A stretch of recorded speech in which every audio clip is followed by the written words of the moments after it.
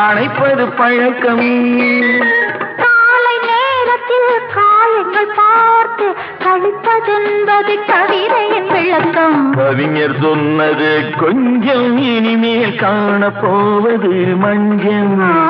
கவிஞர் சொன்னது கொஞ்சம், இனிமேல் காணப்போவது மஞ்சள். இரவுக்கும் பகலுக்கும் இனி என்ன வேலை?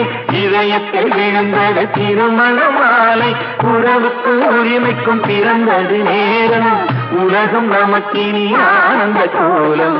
இருவர் என்பதே இல்லை, இனி நாம் ஒருவர் என்பதே உண்மை.